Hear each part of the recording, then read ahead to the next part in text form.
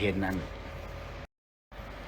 เมื่อนี้กับบุญอย่างไรเนาะพอดีเปิดไปเห็นนั่น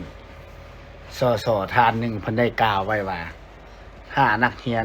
6 ปีเท่าใดปีก็บ่ได้เข้าเรียนจะถูกปรับใหม่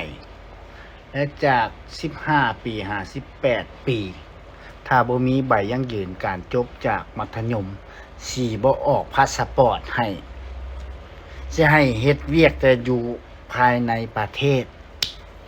เจ้าคิดได้จังได๋ค่อยถามเจ้าก่อนเจ้าคิดได้จังได๋จะมาออกกฎหมายแบบนี้เจ้าก็เห็นการใช้จ่ายค่าครองชีพทุกมื้อนี้มันเป็นแนวใดและโรงเรียนมันเป็นแบบใดมันเป็นเจริญคือบ้านคือเมืองเพิ่นบ่เนาะโรงเรียนบางโรงเรียนหลังคากับโปดโต๊ะตั้งสินั่งเรียนกันยังบ่มีฝาออกฝาแอมบ่นั่นบ่นี่ก็จนมุนจนเน่าหมดเนาะเจ้าละมีแต่นั่งโต๊ะนั่งตั้งเจ้าลองลงไปเบิ่งสภาพโตจริงก่อนแล้วเจ้าค่อยมาประชุมแล้วค่อยเสนอขึ้นบ่แม่นหาวได้หาวเว้าเนาะไปเบิ่งก่อนไปเห็นก่อนสภาพมันเป็นจังไดแล้วเจ้าก็ค่อยเสนอเนาะอันนี้ค่อยก็ขอออกความเห็นแน่เด้อ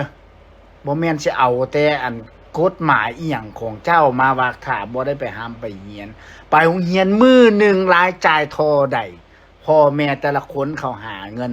หาเช้ากินค่ำเพื่อหาเงินมาส่งลูกไปโรงเรียนไผสิบ่อยากให้ลูกให้เต้าไปโรงเรียนไปถามเจ้าก่อนเนาะเจ้าต้องเบิ่งสภาพตัวจริง